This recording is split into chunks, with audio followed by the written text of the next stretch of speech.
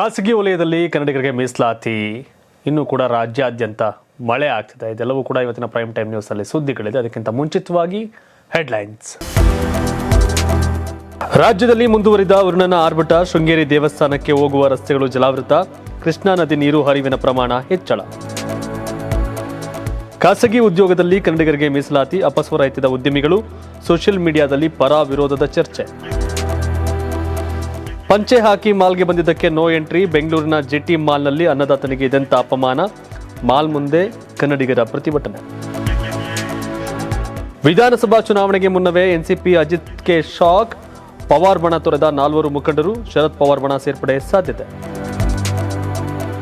ಅಗ್ನಿವೀರರಿಗೆ ಹರಿಯಾಣ ಸರ್ಕಾರ good news, 10% ಮೀಸಲಾತಿ ಘೋಷಿಸಿದ ಸರ್ಕಾರ, ವಯಸ್ಸಿನ ಮಿತಿಯಲ್ಲೂ ಸಡಿಲಿಕೆ. ಓಮನ್ನಲ್ಲಿ ಮುಳುಗಿದ ತೈಲ ಟ್ಯಾಂಕರ್, 13 ಭಾರತೀಯರು ಸೇರಿ 16 ಮಂದಿ ನಾಪತ್ತೆ, ಸಿಬ್ಬಂದಿಗಳಿಗಾಗಿ ಶೋಧ ಕಾರ್ಯ.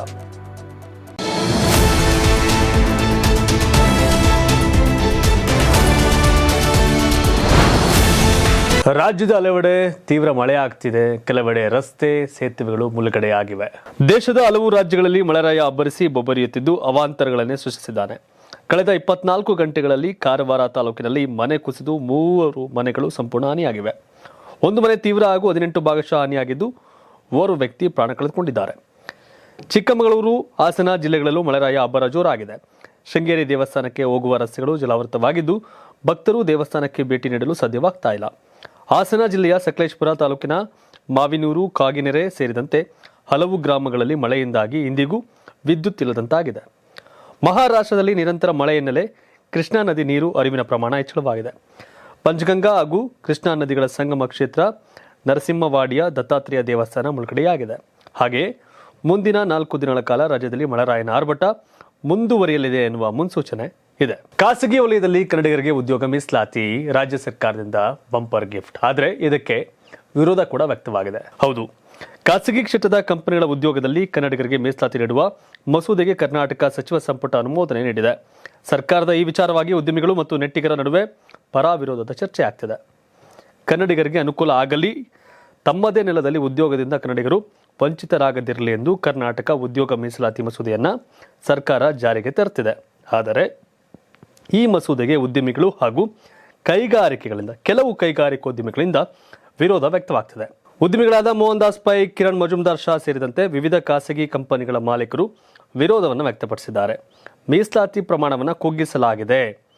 ಬಯೋಕಾನ್ ಸಂಸ್ಥಾಪಕಿ ಕಿರಣ್ ಮಜುಮ್ದಾರ್ ಶಾ ಟ್ವೀಟ್ ಮಾಡಿದ್ದು, ಹೊಸ ಮಸೂದೆಯ ಉದ್ಯೋಗ ಸೃಷ್ಟಿಗೆ ಉತ್ತಮ ಕ್ರಮ. ತಂತ್ರಜ್ಞಾನದ ಕೇಂದ್ರವಾಗಿ ನಮಗೆ ನುರಿತ ಪ್ರತಿಭೆಗಳ ಅಗತ್ಯವಾಗಿದೆ. ಸರ್ಕಾರದ ಈ ಕ್ರಮದಿಂದ ತಂತ್ರಜ್ಞಾನದ ಮೇಲೆ ಪರಿಣಾಮ ಬೀರುತ್ತೆ. ಹೆಚ್ಚು ನುರಿತ ವಿನಾಯಿತಿ ನೀಡುವ ಎಚ್ಚರಿಕೆಗಳು ಇರಬೇಕು ಅಂತ ತಿಳಿಸಿದ್ದಾರೆ. ಮೋಹನ್ ದಾಸ್ ಪೈ ಕೂಡ ಪ್ರತಿಕ್ರಿಯಿಸಿದ್ದು, ಸರ್ಕಾರ ಈ ಮಸೂದೆ ಜಾರಿಗೆ ತರಬಾರದು. ಇದು ತಾರತಮ್ಯ, ಪ್ರತಿಗಾಮಿ, ಸಂವಿಧಾನ ವಿರುದ್ಧವಾಗಿದೆ. ಸರ್ಕಾರವು ನಾವು ಯಾರೆಂದು ಪ್ರಮಾಣೀಕರಿಸುವುದೇ.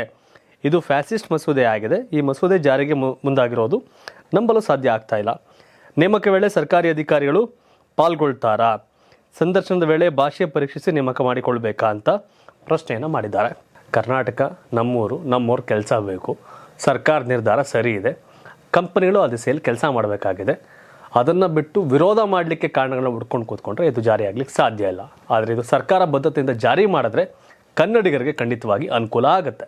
ವಾಲ್ಮೀಕಿ ನಿಗಮದ ಹಣ ದುರ್ಬಳಕೆ ಪ್ರಕರಣ, ಮಾಜಿ ಸಚಿವ ನಾಗೇಂದ್ರ ಅವರ ಪತ್ನಿಯನ್ನ ಇದೀಗ ವಶಕ್ಕೆ ಪಡೆಯಲಾಗಿದೆ. ಹೌದು, ವಾಲ್ಮೀಕಿ ಅಭಿವೃದ್ಧಿ ನಿಗಮದ ಹಣ ದುರ್ಬಳಕೆ ಪ್ರಕರಣದಲ್ಲಿ ಕಾಂಗ್ರೆಸ್ ಶಾಸಕ ಬಿ ನಾಗೇಂದ್ರ ಪತ್ನಿ ಮಂಜುಳಾ ಅವರನ್ನ ಇಡಿ ಅಧಿಕಾರಿಗಳು ಬುಧವಾರ ವಶಕ್ಕೆ ಪಡೆದು ವಿಚಾರಣೆ ನಡೆಸಿದ್ದಾರೆ. ಜಾರಿ ನಿರ್ದೇಶನಾಲಯವು ಈ ಪ್ರಕರಣದಲ್ಲಿ ನಾಗೇಂದ್ರ ಅವರನ್ನ ಜುಲೈ 18ರವರೆಗೆ ಕಸ್ಟಡಿಗೆ ಪಡೆದು ವಿಚಾರಣೆ ನಡೆಸಿದೆ. ಮಂಜುಳಾ ಅವರನ್ನ ಬುಧವಾರ ಬೆಳಗ್ಗೆ ಶಾಂತಿನಗರದಲ್ಲಿರುವ ಇಡಿ ಕಚೇರಿಗೆ ಕರೆತರಲಾಗಿದೆ. ಅಲ್ಲಿಯೇ ವಿಚಾರಣೆ ಮುಂದುವರೆದಿದೆ. ನಿಗಮದ ಹಣ ನಾಗೇಂದ್ರ ಪತ್ನಿಯ ಬ್ಯಾಂಕ್ ಅಕೌಂಟ್ಗೂ ಜಮೆ ಆಗಿದೆ ಅಂತ ಹೇಳಲಾಗ್ತಿದೆ. ಐಂದ ವರ್ಗದ ಜನ ಅಂದರೆ ದಲಿತರು, SC/ST ಸಮುದಾಯದ ಜನಾಂಗವನ್ನು ಉದ್ಧಾರ ಮಾಡ್ತೀವಿ ಅನ್ನೋ ಲೆಕ್ಕಾಚಾರ ಕಾಂಗ್ರೆಸ್ಗೆ. ಬಟ್ ಕಾಂಗ್ರೆಸ್ ಸರ್ಕಾರದ ಸಚಿವರಾಗಿದ್ದವರೇ ಈಗ ST ಸಮುದಾಯದ ಹಣವನ್ನು ನುಂಗಿರೋ ಪ್ರಕರಣದಲ್ಲಿ ಭಾಗಿಯಾಗಿದ್ದಾರೆ ಎನ್ನಲಾಗ್ತಿರತಕ್ಕಂಥದ್ದು ಬಹಳ ದುರಂತದ ವಿಚಾರ ಅಂತ ಹೇಳ್ಬೋದು. ಪಂಚೆಯಲ್ಲಿ ಬಂದ ಕಾರಣಕ್ಕೆ ಬೆಂಗಳೂರಿನ ಮಾಲೊಂದು ರೈತನನ್ನ ಒಳಗೆ ಬಿಡದೆ ತಡೆದಿದೆ. ಇದು ಭಾರಿ ವಿವಾದಕ್ಕೆ ಕಾರಣವಾಗಿ ಇದೀಗ ಅದೇ ರೈತನಿಗೆ ಸನ್ಮಾನ ಮಾಡಿ ಸ್ವಾಗತವನ್ನ ಕೋರಿದೆ. ಹೌದು, ಬೆಂಗಳೂರಿನ ಮಾಗಡಿ ರಸ್ತೆ ಬಳಿ ಇರತಕ್ಕಂಥ GT ಮಾಲ್ನಲ್ಲಿ ರೈತರಿಗೆ ಅಪಮಾನವಾಗಿತ್ತು. ಹಾವೇರಿ ಮೂಲದ ರೈತರೊಬ್ಬರು ತಮ್ಮ ಪುತ್ರನೊಂದಿಗೆ GT ಮಾಲ್ನಲ್ಲಿ ಸಿನಿಮಾ ನೋಡಲು ಹೋಗಿದ್ದಾಗ ಅಲ್ಲಿನ ಸಿಬ್ಬಂದಿಯು ಆ ವಯೋವೃದ್ಧರು ಪಂಚೆ ಹುಟ್ಟಿದ್ದಾರೆ ಎಂಬ ಕಾರಣಕ್ಕೆ ಅವರನ್ನ ಮಾಲ್ನಲ್ಲಿ ಸಿನಿಮಾ ಮಂದಿರದೊಳಕ್ಕೆ ಪ್ರವೇಶಿಸಲು ಅವಕಾಶ ಕೊಡಲಿಲ್ಲ. ಇದು ವಿವಾದಕ್ಕೆ ಕಾರಣವಾಗಿದೆ. ಈ ಬಗ್ಗೆ ವರದಿಯಾಗ್ತಿದ್ದಂತೆ ಕನ್ನಡ ಪರ ಹೋರಾಟಗಾರರು ಪಂಚೆಯುಟ್ಟು ಬಂದು ಮಾಲ್ನಲ್ಲಿ ಪ್ರತಿಭಟನೆ ನಡೆಸಿದ್ದಾರೆ. ಸಿಎಂ ಸಿದ್ದರಾಮಯ್ಯ ಅವರು ಪಂಚೆ ಉಡ್ತಾರೆ, ನಮ್ಮ ರೈತರು ಪಂಚೆ ಹಾಕ್ತಾರೆ, ರೈತರು ಚಡ್ಡಿಯಲ್ಲಿ ಬಂದರೂ ಒಳಗೆ ಬಿಡಬೇಕು, ಅವರನ್ನು ತಡೆಯೋದು ಇಡೀ ಕನ್ನಡಿಗರಿಗೆ ಅವಮಾನ ಮಾಡಿದಂತೆ ಅಂತ ಕನ್ನಡ ಪರ ಹೋರಾಟಗಾರರು ಆಕ್ರೋಶ ವ್ಯಕ್ತಪಡಿಸಿದ ನಂತರ ಮಾಲ್ನವರು ಆ ಒಂದು ರೈತನಿಗೆ ಶಾಲ್ ಹಾಕಿ ಹಾರ ಹಾಕಿ ಭಾಳಷ್ಟು ಜನ ಸನ್ಮಾನ ಮಾಡಿ ಅವ್ರನ್ನ ಮಾಲ್ ಒಳಗಡೆ ಕರೆದುಕೊಂಡ್ರು. ಇದು ಭಾಳ ಚರ್ಚೆಗೆ ಮತ್ತು ವಿವಾದಕ್ಕೆ ಕಾರಣ ಆಗಿತ್ತು. ಧಾರವಾಡದಲ್ಲಿ ಕಲ್ಲು ಗಣಿಗಾರಿಕೆ ವಿರುದ್ಧ ಕ್ರಮ, ಸಕ್ರಮದ ಹೆಸರಲ್ಲಿ ಅಕ್ರಮದ ಲೆಕ್ಕಾಚಾರ. ಹೌದು, ಧಾರವಾಡ ತಾಲೂಕಿನಲ್ಲಿ ಸಕ್ರಮ ಹೆಸರಿನಲ್ಲಿ ಅಕ್ರಮ ಗಣಿಗಾರಿಕೆ ಮಾಡುವ ಘಟಕದ ಮೇಲೆ ದಾಳಿ ನಡೆದಿದೆ. ಜಿಲ್ಲಾಡಳಿತ ನಿರ್ದೇಶನ ಮೇರೆಗೆ ಗಣಿಗಾರಿಕೆ ವಿರುದ್ಧ ಸಮರ ಸಾರಿರುವ ಜಿಲ್ಲಾಧಿಕಾರಿಗಳು ಹಾಗೂ ಗಣಿ ಮತ್ತು ಭೂವಿಜ್ಞಾನ ಇಲಾಖೆಯ ಅಧಿಕಾರಿ ಡಾಕ್ಟರ್ ಪ್ರಶಾಂತ್ ಬುಗುರಿ ನೇತೃತ್ವದಲ್ಲಿ ಸ್ಥಳಕ್ಕೆ ಭೇಟಿ ನೀಡಿ ಘಟಕಕ್ಕೆ ನೋಟಿಸ್ ಜಾರಿ ಮಾಡಿ ದಂಡ ವಿಧಿಸಲಾಗಿದೆ. ತಾಲೂಕಿನ ಮಂಡಿಹಾಳ್ ಸುತ್ತಮುತ್ತ ಲೈಸೆನ್ಸ್ ಇದ್ದರೂ ಕೂಡ ಅಕ್ರಮವಾಗಿ ಕಲ್ಲು ಕ್ವಾರಿ ಬ್ಲಾಸ್ಟ್ ಮಾಡುವ ಕಲ್ಲು ಗಣಿಗಾರಿಕೆ ಮಾಡುತ್ತಿದ್ದ ಘಟಕದ ಮೇಲೆ ಜಿಲ್ಲಾಡಳಿತ ನಿರ್ದೇಶನದ ಮೇರೆಗೆ ಗಣಿ ಮತ್ತು ಭೂವಿಜ್ಞಾನ ಇಲಾಖೆಯ ನೇತೃತ್ವ ತಂಡ ದಾಳಿ ನಡೆಸಿ ಗಣಿಗಾರಿಕೆಗೆ ಬೀಗ ಮುದ್ರೆ ಹಾಕಿ ಮಾಲೀಕರ ವಿರುದ್ಧ ನೋಟಿಸ್ ಜಾರಿಗೊಳಿಸಿದೆ. ಈ ಕುರಿತು ಕರ್ನಾಟಕ ಟಿವಿ ಸುದ್ದಿ ಪ್ರಸಾರ ಮಾಡಿತ್ತು. ಇದರ ಬೆನ್ನಲ್ಲೇ ಅಧಿಕಾರಿಗಳು ಎಚ್ಚೆತ್ತುಕೊಂಡು ಘಟಕದ ಮೇಲೆ ದಾಳಿ ನಡೆಸಿದ್ದಾರೆ. ಉತ್ತರ ಪ್ರದೇಶದಲ್ಲಿ ಲೋಕಸಭೆ ಚುನಾವಣೆಯಲ್ಲಿ ಬಿಜೆಪಿಗೆ ಭಾರಿ ಮುಖಭಂಗ ಆಗಿದೆ. ಇದೀಗ ಯೋಗಿ ಕ್ಯಾಬಿನೆಟ್ ಪುನರ್ರಚನೆ ಆಗುವಂತ ಸಾಧ್ಯತೆ ಇದೆ. ಜೊತೆಗೆ ಯೋಗಿ ತಲೆದಂಡ ಆಗತ್ತ ಅನ್ನೋ ಪ್ರಶ್ನೆ ಕೂಡ ಇಲ್ಲಿ ಉದ್ಭವ ಆಗಿದೆ. ಹೌದು, ಉತ್ತರ ಪ್ರದೇಶದ 13 ವಿಧಾನಸಭೆ ಕ್ಷೇತ್ರಗಳಿಗೆ ಉಪಚುನಾವಣೆ ನಂತರ ಸಚಿವ ಸಂಪುಟ ಪುನರ್ರಚನೆಯಾಗುವ ಸಾಧ್ಯತೆಗಳಿವೆ ಅಂತ ಬಿಜೆಪಿಯ ಉನ್ನತ ಮೂಲಗಳು ಹೇಳಿವೆ.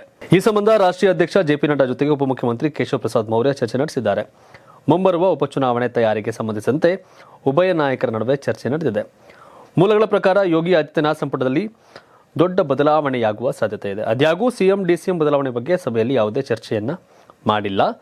ಲೋಕಸಭೆ ಚುನಾವಣಾ ಫಲಿತಾಂಶದ ಆಧಾರದ ಮೇಲೆ ಸಂಪುಟದಲ್ಲಿ ಬದಲಾವಣೆಯಾಗಬಹುದು.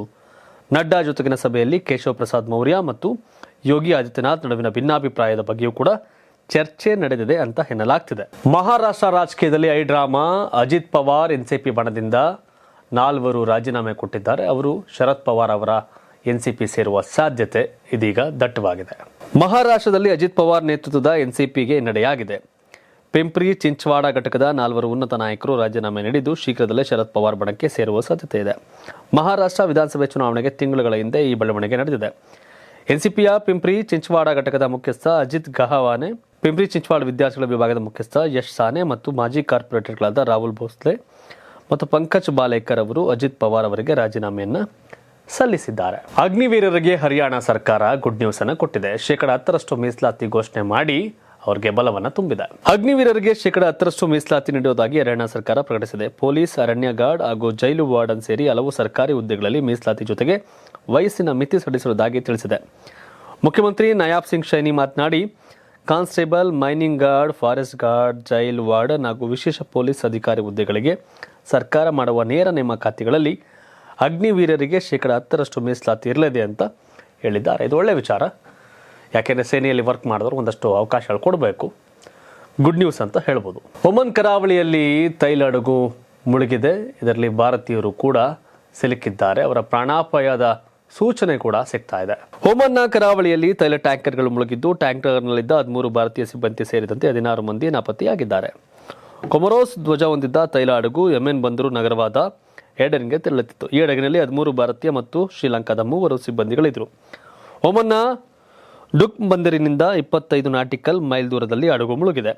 ಪ್ರೆಸ್ಟೀಜ್ ಫಾಲ್ಕನ್ ಹೆಸರಿನ ಹಡಗನ್ನು 2007ರಲ್ಲಿ ನಿರ್ಮಾಣ ಮಾಡಿದ್ದು 117 ಮೀಟರ್ ಉದ್ದವಿದೆ. ನಾಪತ್ತೆಯಾಗಿರುವ ಸಿಬ್ಬಂದಿ ಪತ್ತೆಗೆ ಶೋಧ ಕಾರ್ಯ ನಡೀತಾ ಇದೆ. ಇದಿಷ್ಟು ಇಂದಿನ ಪ್ರೈಮ್ ಟೈಮ್ ನ್ಯೂಸ್. ಧನ್ಯವಾದ. ಇದು ಕರ್ನಾಟಕ ಟಿವಿ, ಕನ್ನಡಿಗರ ಧ್ವನಿ.